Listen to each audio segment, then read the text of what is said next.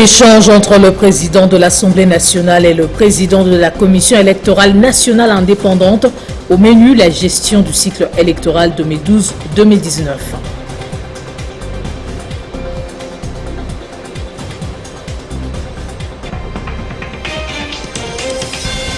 Oui, rebelles ADF neutralisés par les FARDC dans la nuit de jeudi à ce vendredi en Ituri.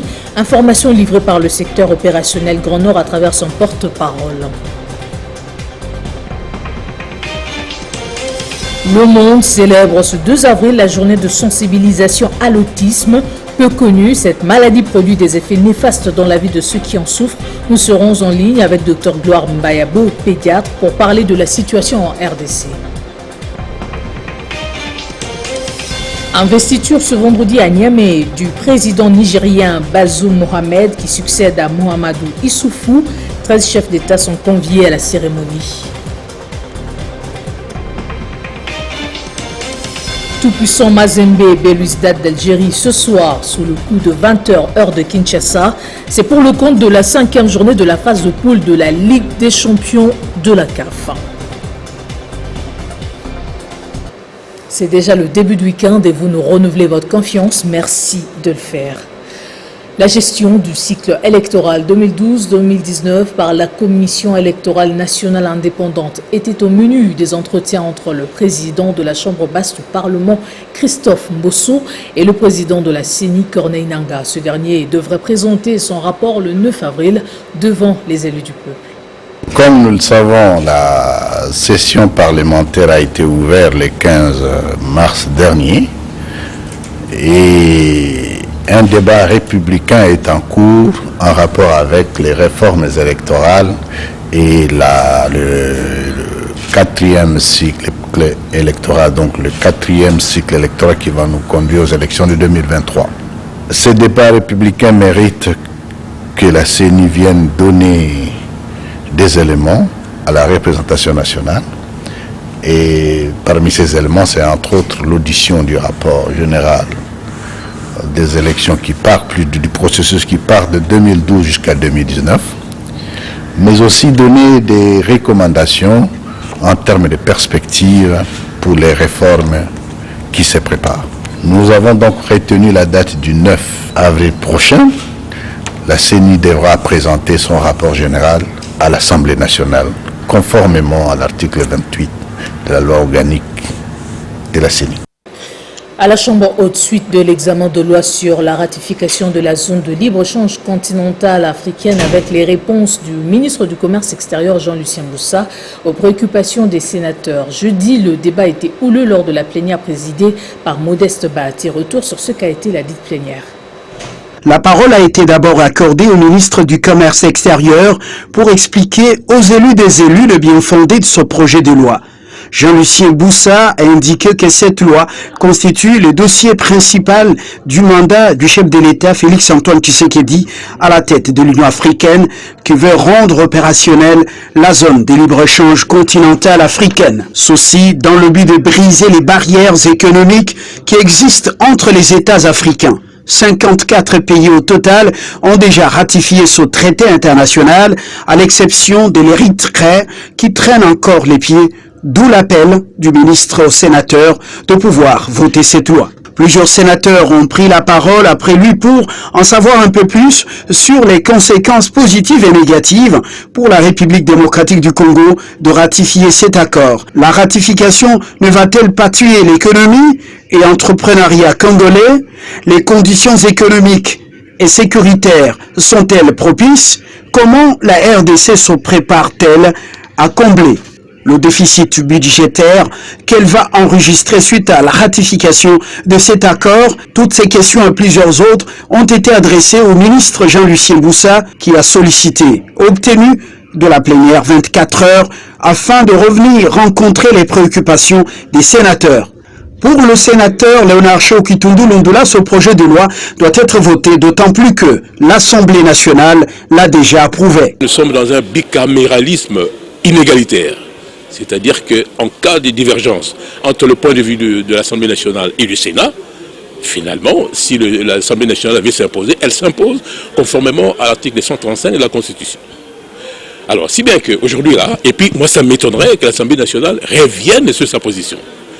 Alors, si bien qu'aujourd'hui, le débat était intéressant pour la meilleure compréhension du traité par les collègues, mais c'est aussi intéressant pour les mises en garde des collègues au gouvernement sur les politiques publiques à prendre pour que nous remplissions les conditions qui peuvent nous rendre compétitifs par rapport aux échanges avec les autres pays africains. Ayant salué les interventions des uns et des autres, le président du Sénat, Modeste Bahatulukebo, a indiqué que ce texte est interpellateur pour le gouvernement de la République démocratique du Congo qui devrait prendre des mesures de façon que rien ne soit plus comme avant. Sécurité dans ce journal, encore une victoire remportée par les forces armées de la République démocratique du Congo en Ituri. 8 rebelles ADF ont été neutralisés par l'armée loyaliste dans la nuit de jeudi à ce vendredi dans le village de Kota Okola en territoire de Mambasa. C'est le secteur opérationnel Grand Nord qui a donné l'information via son porte-parole relayé aux médias de Béni. Des prouesses qui interviennent quelques heures après le massacre de plus de 30 civils dans le groupement Batangi Mbaou dans la région de Manyamabéou à Béni. Nous sommes là au Nord Kivu. Le gouverneur de la ville de Kinshasa a accordé 1 mois de sursis aux commerçants des marchés pirates créés le long des avenues Kato, Lowa, Rwakadingi et Itaga. Il a annoncé au cours d'une rencontre avec les vendeurs et riverains du grand marché de la capitale. Cette décision a pour but de dégager toutes ces avenues et sécuriser ces vendeurs. Les vendeurs qui exercent leurs activités commerciales le long des avenues Rwakadingi, Kato, Lowa, Itaga et autres ont 1 mois pour se relocaliser dans les marchés provisoires aménagés par l'hôtel de ville de Kinshasa. Profitant de l'échange avec ces vendeurs, Jantini Ngobila les a conscientisés à l'assainissement de la ville et sur l'importance d'avoir des voiries pour faciliter la circulation. Nous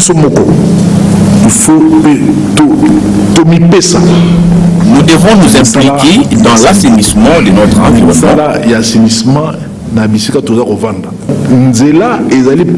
La route est importante car elle permettra aux acheteurs d'accéder facilement au marché. C'est grâce aux infrastructures que les marchandises peuvent nous parvenir.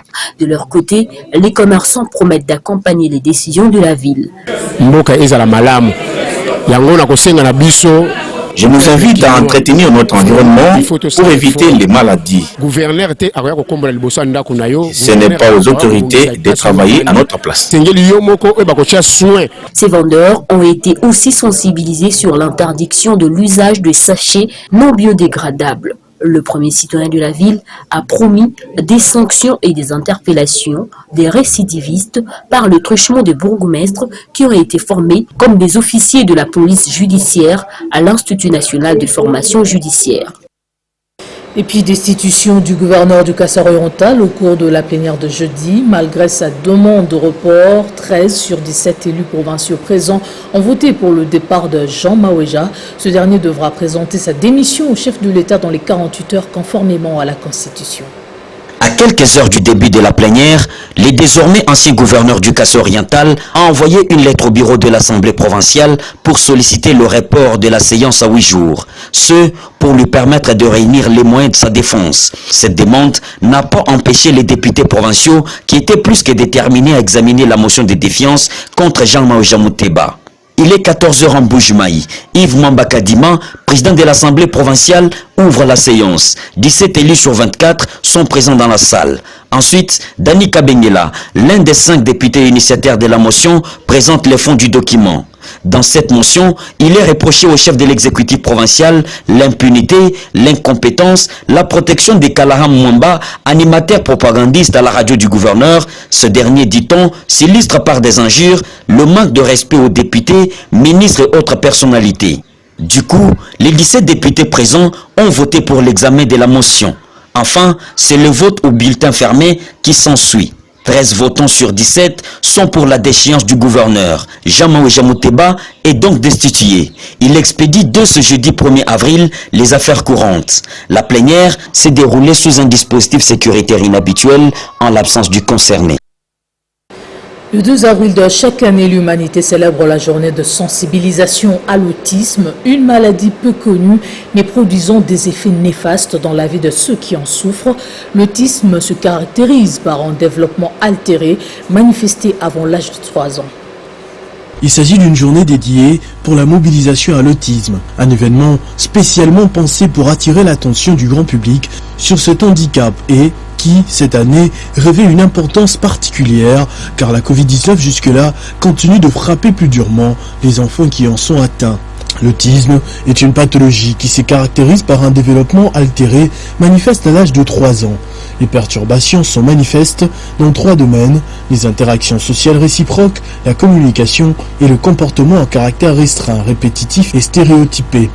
En 1943, le professeur Léo Kanner fut le premier à donner un nom à l'autisme. C'est à la Harriet Lamb Children's Home qu'il suit 11 enfants, 8 garçons et 3 filles. Dans l'histoire, les troubles et les comportements sont différents. Les enfants souffrant d'autisme ont souvent des difficultés à acquérir l'usage de la parole, qui apparaît parfois désorganisée, c'est-à-dire qu'elle ne s'inscrit pas dans un échange verbal cohérent. On observe par exemple la répétition des mots ou des phrases entendues et répétées comme en écho. Des comportements répétitifs avec leur corps, comme l'agitation des mains, des mouvements de balancier et des manies. Ils adoptent des attitudes routinières et répugnent aux changements qui perturbent leur univers. Des crises d'angoisse, des troubles du sommeil ou de l'alimentation. Ils peuvent être pris de colère et avoir des attitudes agressives, y compris envers eux-mêmes. L'autisme est souvent associé à d'autres troubles. Dans 70% des cas, les enfants présentent un retard de développement mental avec un quotient intellectuel inférieur à 70. Certains d'entre eux sont sujets à l'épilepsie. Dans les années 1950, un courant de la psychanalyse jugeait les mauvaises relations entre les parents et leurs enfants pouvant être responsables de l'autisme dans la vie des enfants. Cette théorie qui culpabilisait le parent n'a aujourd'hui plus cours et est remplacée par des explications d'ordre génétique, biochimique, immunologique et traumatique. Il n'existe pas de traitement curatif contre l'autisme. Cependant, plus le diagnostic est réalisé précocement, plus la prise en charge permet de développer les capacités de communication avec autrui. De plus, une prise en charge adaptée permet de mieux vivre avec l'autisme. Quid de l'autisme en RDC? Nous sommes justement en ligne avec Dr Gloire Mbayabo, pédiatre. Quelle est la situation ici en République démocratique du Congo, Dr Gloire? L'autisme, ou au mieux les troubles du spectre de l'autisme, c'est un concept qui existe depuis très longtemps, mais dont on parle récemment ici dans le monde, surtout dans notre milieu. Donc, pour dire, on n'a pas encore vraiment des statistiques précises par rapport au nombre des enfants qui présentent ces troubles-là. Et sauf que dans nos consultations, on voit de plus en plus dans les consultations des neuropédiatriques, et donc au moins un enfant sur 10 qu'on consulte en neuropédiatrie présenterait les troubles du spectre de l'autisme. Donc, on n'a pas encore de statistiques par rapport à la prévalence totale dans notre milieu à Kinshasa ou bien au Congo, mais on doit se le dire quand même que c'est fréquent chez nous. Comment se fait la prise en charge des enfants autistes? Voilà, la prise en charge commence d'abord par identifier l'enfant comme tel. Parce que comme je dis, c'est un concept qui est assez récent dans le milieu. Et donc, généralement, il est difficile de reconnaître un enfant qui a ces problèmes-là, les troubles du spectre de l'autisme. Et généralement, ce sont des enfants qui sont traités soit par des oreillistes parce qu'on pense que, voilà, ils n'entendent pas. Parce qu'il faut d'abord dire, pour les reconnaître, c'est un problème de communication, des relations sociales et des troubles de comportement. Donc, c'est ces 3 signes qui définissent un enfant qui a le trouble du spectre de l'autisme. Et donc, il faut d'abord commencer par reconnaître comme tel. Et maintenant, une fois que vous reconnaissez ça, il y a des écoles spécialisées qui permettent à ce qu'on puisse prendre en charge cet enfant-là, on puisse éduquer, on appelle thérapie comportementale, c'est-à-dire on puisse éduquer cet enfant à vivre dans la société. Comme on a dit, ils ont un problème de communication. C'est pas qu'ils ont des problèmes des oreilles, ils entendent, mais ils réagissent pas, ils jouent pas avec les autres enfants. Et donc la prise en charge consiste à apprendre ces enfants-là à vivre dans la société. Pour ça, il y a des écoles spécialisées, il y a des structures spécialisées. Dernière question, Dr Gloire. Que conseillez-vous aux parents confrontés à cette situation? Voilà, il faut que ces parents soient rassurer que c'est un problème réel et qu'ils ne sont pas les seuls dans ces cas-là. Et ils doivent se rendre compte de l'importance du rôle qu'ils ont à jouer dans la prise en charge. Parce que la prise en charge consiste non seulement à soigner l'enfant, mais aussi son entourage. Et c'est l'entourage, notamment les parents, qui aident à améliorer l'état de cet enfant en l'accompagnant et accompagnant les personnels soignants dans sa prise en charge. Et une fois que vous voyez que votre enfant a des problèmes de communication, il ne communique pas, donc vous l'appelez, il ne répond pas, ou par exemple l'enfant ne joue pas avec les autres, ou il y a des comportements assez stéréotypés, il faut l'orienter vers des structures, aller chez les neuropsychiatres ou chez les pédiatres, il va poser les diagnostics et puis il va vous orienter vers des structures qui existent pour la prise en charge. Merci beaucoup, Dr Gloire Mbayabo, d'avoir répondu à nos questions. Je rappelle que vous êtes pédiatre. Direction le Niger à présent pour parler de l'investiture aujourd'hui du nouveau président Bazoum Mohamed en présence notamment de 13 chefs d'État. Une investiture sous haute tension émaillée de tentatives de coup d'État échouées dans la nuit de mardi à mercredi ainsi que d'attaques terroristes les plus meurtrières de ces dernières années, apportant de nos confrères de Radio France Internationale. Succédant à Mahamadou Issoufou, 3 crises majeures attendent le nouvel homme fort du Niger, tenez, politique, sécuritaire et militaire. Allez, on passe au sport. 5e journée de la phase de poule de la Ligue des champions de la CAF. C'est ce soir que les corbeaux du tout-puissant Mazembe Anglebert seront reçus par les Algériens de Belouizdad sous le coup de 20h, heure de Kinshasa. Après avoir été battu en aller-retour par Mamelodi Sundowns, le TP Mazembe est dans l'obligation de faire un bon résultat pour continuer la course. Gagner pour recouvrer la santé dans le groupe B, telle est la mission des corbeaux du tout-puissant Mazembe ce soir face à Belouizdad d'Algérie. Dernier du groupe avec 2 points, les Badiangwena ont un grand souci avec la ligne offensive qui n'a marqué qu'un seul but dans cette phase de poule. Et pour le match de ce soir, Pamphile Hayo devra se passer de quelques internationaux qui n'ont pas pu regagner la tanière à temps après le match des éliminatoires de la CAN 2021. Il s'agit notamment de Sylvain Gbou, Christian Kofi Kwame, Moustapha Kouyaté et Thomas Oulimwengu. À défaut d'une victoire, les poulains de Pamphile Hayo peuvent chercher un point et penser gagner Al Hilal lors de la 6e et dernière journée à Lubumbashi. Une défaite de Mazembe ce soir sera synonyme d'une élimination. Boitillon, le Chebab Belouizdad, 3e du groupe avec 3 points, va jouer cette rencontre sans son entraîneur Franck Dumas qui a jeté l'éponge la semaine dernière après le faux pas face au CS Constantine. Conscients de l'enjeu de ce match, les Algériens comptent arracher leur billet qualificatif face à Mazembe, à qui ils ont imposé un nul des 0 buts partout lors de la première journée. Dans l'autre match de ce groupe B, Al Hilal du Soudan recevra Mamelodi Sundowns d'Afrique du Sud, déjà qualifié pour le quart de finale. Ce communiqué de l'ASBL Artistes en danger avant de terminer qui informe le report à une date ultérieure de la sortie du corps du musicien Joseph Augustin Kiambukuta alias Joski prévu ce 3 avril suite à l'arrivée tardive de ses enfants et petits-fils ce dimanche 4 avril. En attendant, le deuil se tient dans la résidence familiale sur l'avenue Popo Kabaka numéro 15 dans la commune de Kasavubo. Place au rappel des titres. Échange entre le président de l'Assemblée nationale et le président de la Commission électorale nationale indépendante. Au menu, la gestion du cycle électoral 2012-2019. 8 rebelles ADF neutralisés par les FARDC dans la nuit de jeudi à ce vendredi en Ituri. Information livrée par le secteur opérationnel Grand Nord à travers son porte-parole.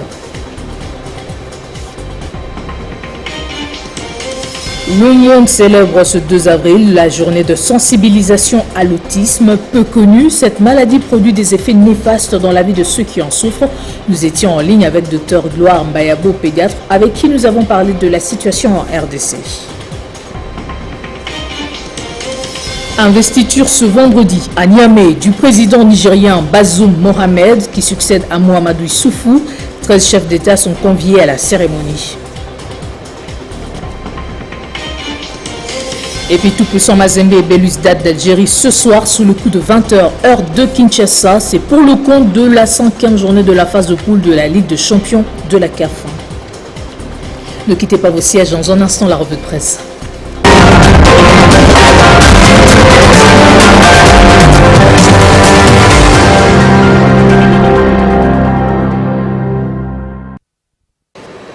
Et c'est avec Christian Kalonji qui me rejoint dans ce plateau. Bonjour et bienvenue.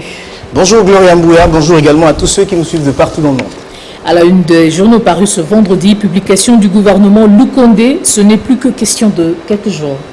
Bien évidemment, Gloria Mbouya, ce sujet fait la une du journal La Prospérité qui titre « Sama Lukonde vers la publication imminente ». Selon ce quotidien d'information générale, ce n'est plus qu'une affaire d'heures, voire de quelques jours pour en découdre. Avec le début de la fin de ce si long suspense qui aurait entouré la publication du gouvernement dit des Warriors, plusieurs facteurs justifient en effet le retard que d'aucuns ont considéré, du moins jusqu'ici, comme étant contre-productif au regard des multiples urgences auxquelles la RDC est confrontée en cette période de marasme économique et de crise sanitaire. La Prospérité note que la formation du gouvernement de l'Union sacrée de la nation est une équation en ce qu'il faudra filtrer et tirer d'une large coalition de plus de 391 députés nationaux un gouvernement réduit de moins de 50 membres. Ceci exige aux partis et regroupements politiques de comprendre que tout le monde ne peut pas faire partie de l'équipe gouvernementale.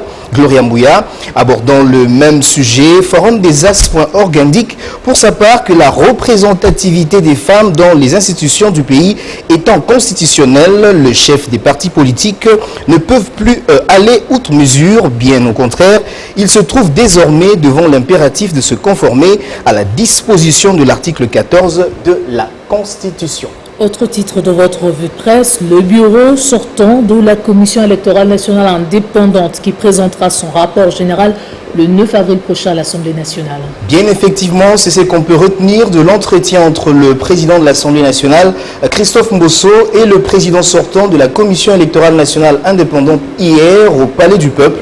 À en croire 7sur7.cd, Corneille Nangaa a déclaré à la presse que cette institution d'appui à la démocratie va présenter son rapport général le 9 avril prochain devant les députés nationaux. Parmi les éléments à présenter figure notamment l'audition du rapport général du processus électoral qui part de 2012 à 2019, mais aussi donner des recommandations en termes des perspectives pour les réformes qui se préparent, précise ce média en ligne. On parle aussi au Kassai-Oriental du gouverneur Maweja qui est destitué par l'Assemblée provinciale. Bien effectivement, Gloria Mbouya, c'était hier à l'issue d'une plénière consacrée à l'examen d'une motion de défiance qui le visait. D'après Radio Okapi.net qui a relayé cette information, 13 députés provinciaux sur les 17 présents à la plénière ont voté pour la destitution du gouverneur Jean Maweja Mouteba, membre du parti présidentiel, malgré la demande du report de 7 jours introduite par l'autorité provinciale pour préparer ses moyens de défense. De son côté, Actualité.cd rapporte que le chef de l'exécutif provincial Maweja est reproché de plusieurs griefs, parmi lesquels l'incompétence notoire. Jean Maweja, Gloria Mbouya, doit remettre sa démission au président de la République dans les 48 heures, conformément à la Constitution. Et sur le continent, pour terminer, nous sommes là en Libye, la libération des prisonniers, premier pas vers la réconciliation nationale. Évidemment, plus de 100 prisonniers détenus depuis le début de l'offensive avortée du maréchal Khalifa Haftar pour s'accaparer de la capitale en 2019 ont été libérés à l'initiative d'un groupe local de dialogue, rapporte Radio France Internationale. Le geste est salué par les Nations Unies qui y voient un premier pas vers la réconciliation nationale espérée et aussi la fin d'un chaos qui aura duré plus d'une décennie. Signalons que cette nouvelle tombe quelques semaines après que la France ait reconnu publiquement sa responsabilité dans la crise ayant déchiré la Libye. Gloria Mbouya. Merci beaucoup Christian Kalonji pour ce tour d'horizon. Merci beaucoup. Ce sera tout pour ce journal. Merci également de votre attention soutenue. Excellent week-end à toutes et à tous sur Espace 50. Prenez soin de vous.